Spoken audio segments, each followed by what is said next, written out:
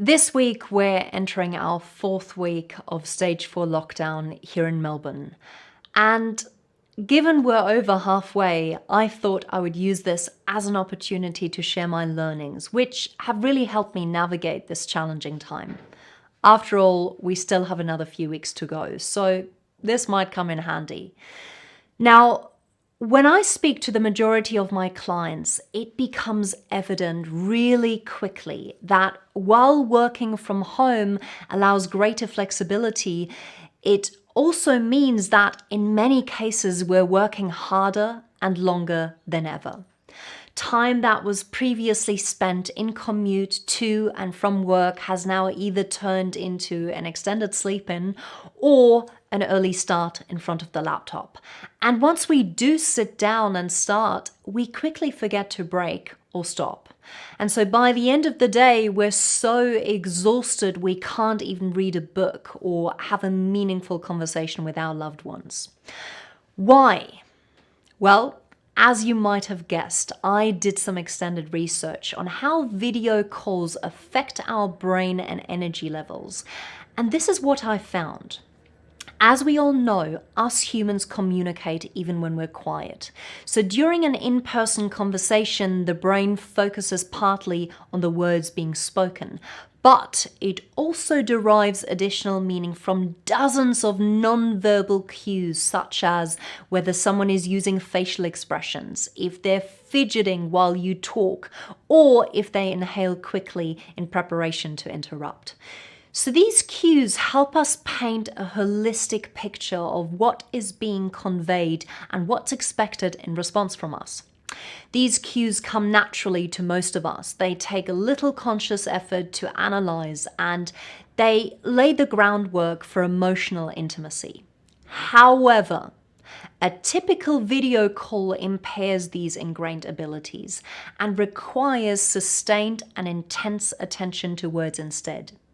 If a person is framed only from the shoulders up, the possibility of viewing hand gestures or other body language is eliminated. If the video quality is poor, any hope of gleaning something from minute facial expressions is dashed. So in short, jumping from one Zoom call into another is very exhausting. So here is my first learning. Really consider if a Zoom call is required or if a phone call might just be enough.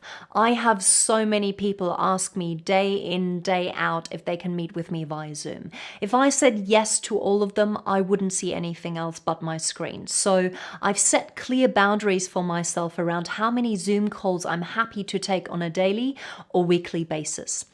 And that is to ensure I can be fully present and engaging when I do turn on the camera. Lesson number 2, schedule in breaks. If they're not in your diary, they don't happen. How many of you have gotten up this week with the intention of going for a walk at lunchtime? Yes? And how many of you have succeeded?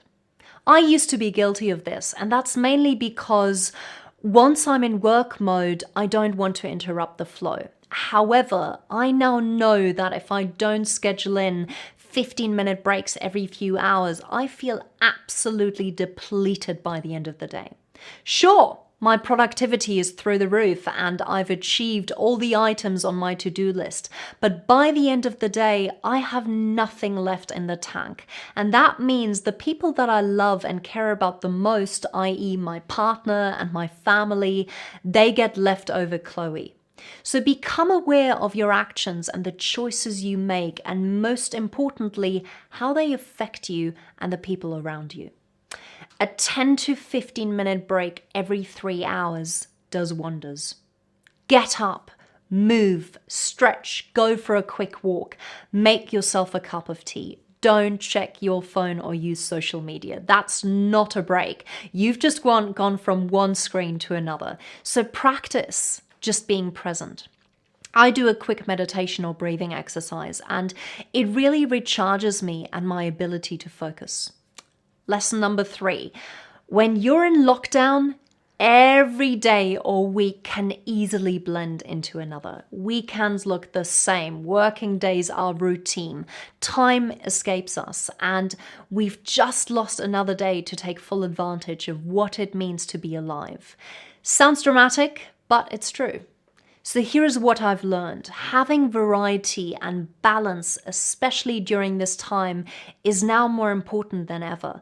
It's incredibly easy to fall into a work, sleep, eat, repeat pattern. But why not use this as an opportunity to really create your perfect daily routine? David Rock has come up with a simple model called the Healthy Mind Platter, which consists of seven mental activities necessary for optimum mental health in daily life.